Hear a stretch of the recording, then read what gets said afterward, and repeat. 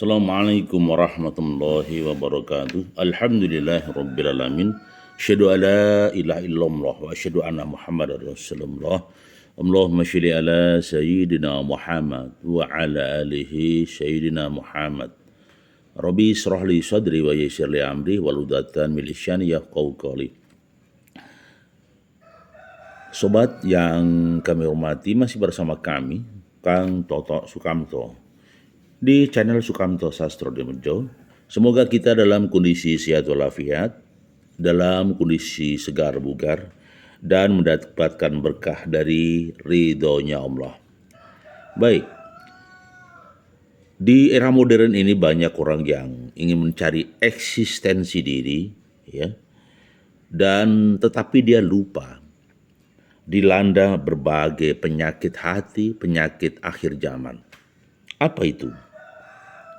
Yaitu banyak orang yang mengejar kemasyhuran, mengejar keterkenalan, mengejar ketenaran. Dia lupa bahwa popularitas tenar itu hanyalah kulit di dalam kehidupan.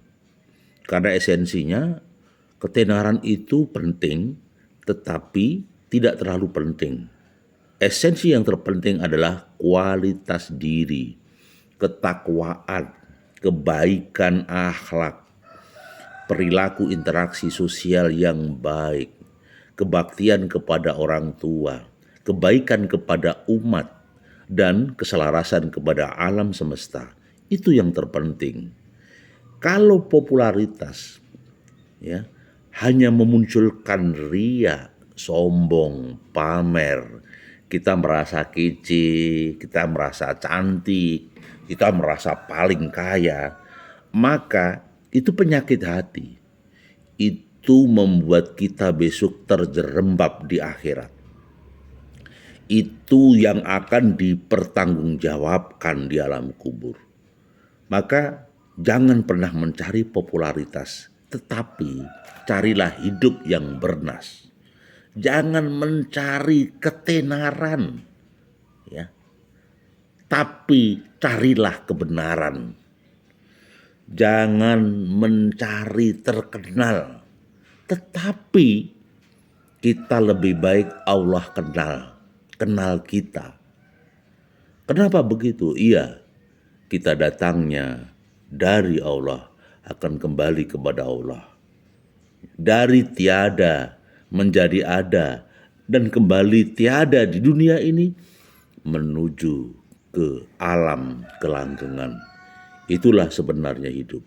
Tetapi ketika seseorang mencari popularitas, maka dia terjebak fata morgana, kapusan, karo kahanan. Maka saya katakan hati-hati.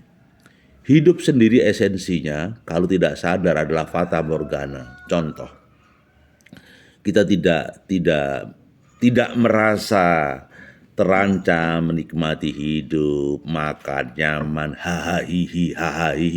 Tetapi tahukah bahwa setiap saat malaikat maut siap menjemput? Setiap saat mati itu akan datang. Silih berganti manusia dipanggil Tuhan di dalam dunia sepi. Silih berganti manusia mati di dalam kesibukan yang orang tidak mengerti. Banyak orang yang akhirnya mati di tengah hahaha. Artinya apa? Sadarkah kita bahwa kehidupan ini hanya fata morgana belaka? Mencari popularitas adalah sia-sia. Kok bisa begitu? Iya, lebih baik hidup bermakna, dikenal atau tidak dikenal. Kalau memang qadarullah kita orang baik dan dikenal, biarkanlah dikenal di bumi, enggak masalah. Tetapi jangan lupa juga terkenal di arsinya Tuhan.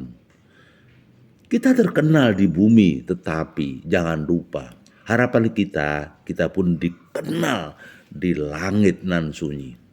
Malaikat-malaikat mengenal kita, Allah mengerti dan memahami bahwa kita adalah makhluk yang dhaif dan butuh Allah, butuh pertolongan dan hidayah serta inayah Allah.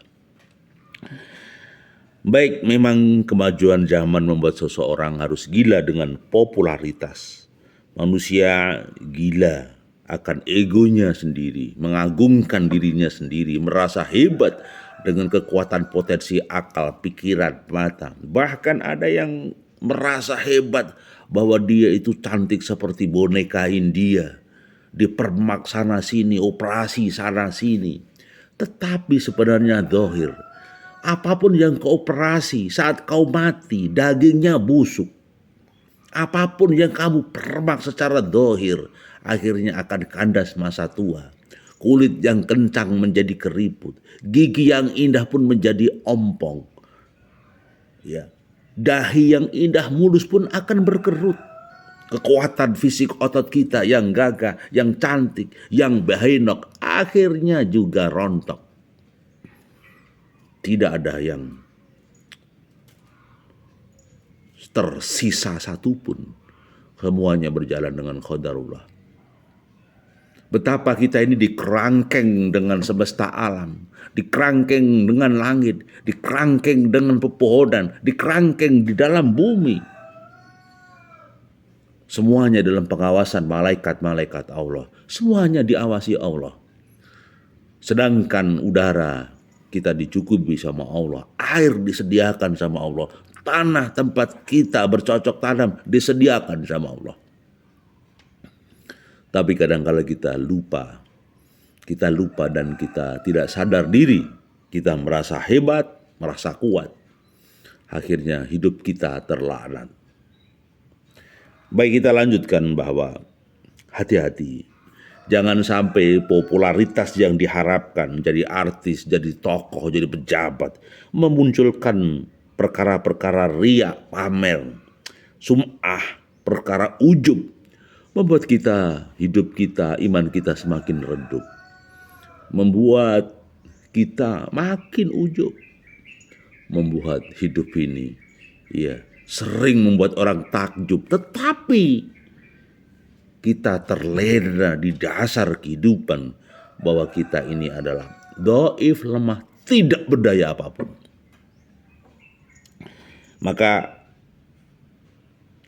sungguh orang-orang yang paling mulia di antara kamu di sisi Allah adalah orang yang bertakwa. Itu peringatan di Quran surat Al-Hujurat ayat 13. Sekali lagi, untuk apa kemuliaan, pangkat, derajat? Untuk apa kecantikan dan ketampanan? Tidak diperhitungkan sama Allah. Kecantikan kita, ketampanan kita, kegagahan kita di masa muda pasti sirna. Yang dipandang bukan cantik dan tampan gagahnya, tapi inna akramakum indallahi atqakum. Ketakwaan kita, hubungan kita dengan Allah secara baik, secara vertikal, hubungan baik kita sesama manusia, hablum minanas. Itu yang terpenting.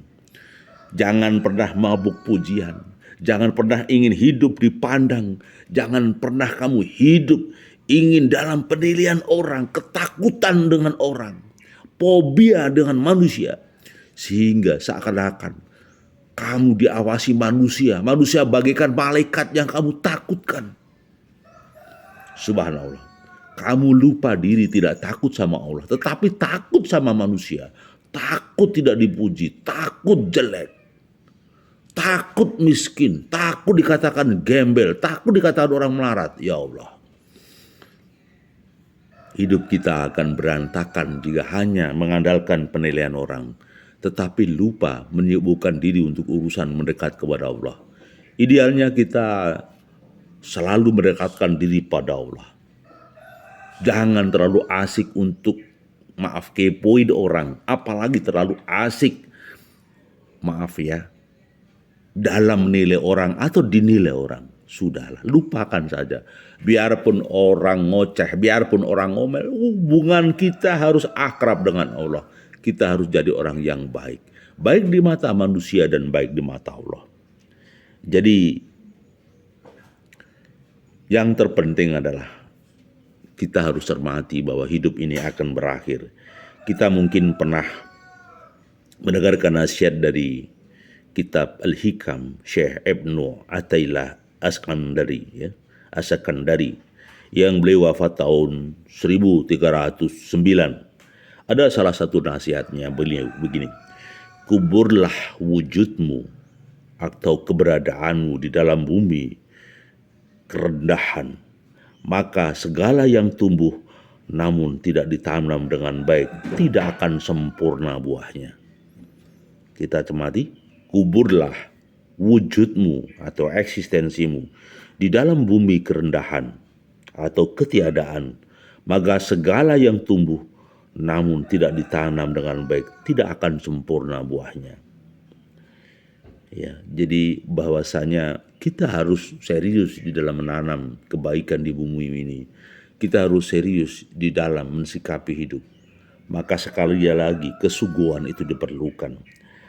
Ada firman Allah yang perlu dicermati juga di Quran surat Ibrahim ayat 24-26 yang artinya, tidakkah kamu perhatikan bagaimana Allah telah membuat perumpamaan kalimat yang baik seperti pohon yang baik, akarnya teguh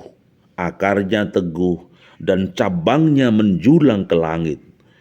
Pohon itu memberikan buahnya pada setiap musim dengan seizin Tuhannya.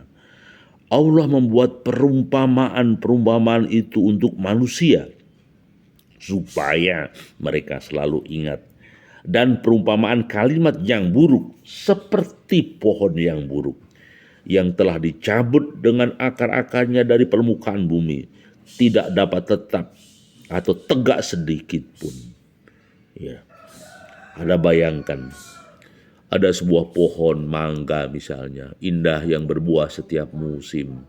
Kita bisa menikmati mangga tersebut dan kita merasa bahagia bersama keluarga kita. Tetapi bayangkan juga ketika ada pohon tumbang yang tidak bermanfaat, tidak berbuah, maka kita tidak bisa enjoy dan menikmati pohon tersebut. Itulah kehidupan, itulah manusia. Ketika kita manusia itu bermanfaat, khairunas anfa'uhum linas, maka yang terjadi kita seperti pohon yang tegak, pohon yang kuat, pohon yang rindang.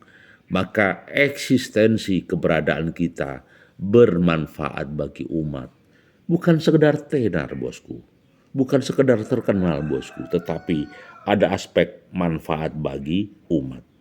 Maka pernah disampaikan Mu'adz bin Jabal, Rasulullah bersabda, sesungguhnya sedikit riya itu sudah termasuk syirik. Pamer, ya, riya itu pamer. Dan barang siapa yang memusuhi walinya Allah, maka ia telah memusuhi Allah. Dan sesungguhnya Allah mencintai orang-orang yang bertakwa, yang tersembunyi. Artinya tidak terkenal. Yang bila tidak ada, tidak dicari. Dan bila hadir, tidak dipanggil. Dan tidak dikenal hati mereka. Bagikan pelita hidayah. Mereka terhindar dari segala kegelapan dan kesukaran. Anda bayangkan. Jadi bayangkan kita adalah orang yang menghindarkan diri dari riya, dari pamer, tidak ingin terkenal. Bahkan dia misalnya seseorang itu menjadi waliullah, dekat dengan Allah. Lalu dia diam-diam ya secara tersembunyi diam di pojok kota, di pojok desa, bersembunyi, tidak terkenal, datang tidak diundang, pergi tidak dicari. Hatinya selalu tertambat sama Allah, mengharapkan hidayah dan Allah. Sehingga hidupnya seperti dapat pelita, selalu cerah dan bahagia. Dia tidak pernah mengalami kesulitan dan kegelapan apapun. Dia tersenyum. Dia adalah orang-orang yang hebat. Nah, pertanyaan saya sederhana, apakah kita sudah seperti itu? Apakah kita justru mabuk pujian? Apakah kita sekedar mabuk pujian atau justru kita ini memang sudah saatnya menarik diri dari peredaran manusia dan dari kata hahihinya manusia, kita makin banyak mendekat kepada Allah. Karena apa? Kematian cepat atau lambat akan datang. Maka hidup ini benar-benar harus dilakukan to be continue di dalam kehidupan. Untuk apa? Istiqomah dalam kebaikan. Jadi ada yang mengatakan begini, sembunyikanlah, ya, dalam hadis diriwayatkan Imam Ali Baihaqi, yang artinya beliau Rasulullah Shallallahu Alaihi Wasallam bersabda, sembunyikan, ya, sembunyikanlah kebaikan-kebaikan kamu, sebagaimana engkau menyembunyikan keburukan-keburukan kamu. Dan janganlah engkau kagum dengan amalan-amalan kamu. Dan janganlah engkau kagum dengan amalan-amalan kamu. Sesungguhnya engkau tidak tahu apakah engkau termasuk orang yang celaka atau orang yang bahagia di sorga. Kayak ulang, sembunyikan kebaikan-kebaikan kamu, sebagaimana engkau menyembunyikan keburukan-keburukan kamu. Dan janganlah engkau kagum dengan amalan-amalanmu, sungguhnya engkau tidak tahu apakah engkau termasuk orang yang celaka, masuk neraka, ataukah orang yang bahagia, ya, atau orang yang masuk surga. Nah, ini sesuatu yang harus dicermati. Kehidupan memang tidak pasti. Kalau kita hanya terkenal di mata manusia, apa artinya kalau kita celaka di neraka? Kalau kita dipuja dan dipuji di dunia, di punggung bumi, tapi kita terhina di perut bumi, apa artinya? Maka tetaplah menjaga kebaikan, ya. Jangan sampai di dalam kehidupan ini kita akan hancur dan porak-poranda. Jadi ingat bahwa tidak benar tujuan kepada Allah siapa yang ingin terkenal. Maksud saya ada pernyataan begini, bukan masalah ketenaran, ya, bukan masalah popularitas. Yang terpenting adalah esensi hidup. Sesuai dengan syariat Allah, sesuai dengan kebaikan dan kebenaran. Itu yang terpenting. Jadi pernah dengar cerita Uwais Al-Qarni, ya. Belajar dari kisah Uwais Al-Qarni, ya. Uwais bin Amir Al-Qarni atau sering yang dikenal Uwais Al-Qarni. Dia seorang tabi'in yang terbaik. Hidup di zaman Rasulullah Sallallahu Alaihi Wasallam. Ya, dia tidak pernah ketemu dengan baginda Rasulullah, tetapi dia terkenal di langit. Dia dikenal oleh Allah. Meskipun ia tidak pernah ketemu dengan orang atau Rasulullah Muhammad Sallallahu Alaihi Wasallam, tetapi dia tidak dikenal di bumi, tapi benar-benar terkenal di langit. Karena apa? Nabi pernah menceritakan sosok Uwais Al-Qarni. Beliau seorang yang berkulit coklat, lebar kedua bahunya, tingginya agak sedang, selalu menundukkan kepalanya sambil membaca Al-Quran. Tidak terkenal di bumi, tetapi dia sangat terkenal di langit. Andaikan ia bersungguh-sungguh memohon sesuatu kepada Allah, pasti Allah mengabulkannya. Di bawah bahu kirinya berbekas, wahai Umar dan Ali, jika kamu bertemu padanya, maka mintalah kepadanya supaya memohonkan ampun untukmu. Luar biasa. Cerita Uwais Al-Qarni ini adalah cerita yang sangat istimewa. Karena apa? Tidak ketemu Rasulullah, tapi kabar kebaikannya, kabar keselamatannya, kabar dia kekasihnya Allah terdengar Rasulullah Sallallahu Alaihi Wasallam dari rahasia langit. Dalam sebuah riwayat Uwais Al-Qarni adalah pemuda yang waktu itu asalnya dari zaman benar-benar tidak dikenal kaumnya, tetapi berkat tawaduknya dan baktinya kepada orang tuanya membuat istimewa di mata Allah. Dia harus menggendong ibunya, menjaga ibunya. Uwais Al-Qarni benar-benar tenar di mata Allah, bukan di mata manusia. Pernah disampaikan Imam An-Nawawi bahwa Uwais adalah orang yang menyembunyikan keadaan dirinya. Rahasia yang ia miliki cukup dirinya dan Allah yang tahu. Tidak ada kelebihan yang nampak pada orang-orang tentang dirinya. Ia tampak biasa di mata manusia. Tapi siapa sangka Uwais Al-Qarni, ya, Uwais ini terkenal di langit. Siapa sangka Uwais Al-Qarni ternyata adalah manusia pilihan Allah. Salah satu di antaranya adalah kekasih Allah. Satu kesimpulan kawan-kawan, jangan mabuk ketenaran, jangan mabuk popularitas. Setiap saat luangkan waktu untuk istighfar sama Allah, untuk urutkurullah dzikron katsira, zikir sebanyak-banyaknya. Semoga kita dirahmati hidup kita di dunia dan diselamatkan di alam kubur dan masuk di jannahnya Allah Subhanahu wa taala. Terima kasih masih bersama kami Sukamto Sastro di Mojo Channel. Semoga ini ada manfaatnya. Berkenan subscribe, like dan komen. Sekali lagi terima kasih saran dan masukannya. Assalamualaikum warahmatullahi wabarakatuh.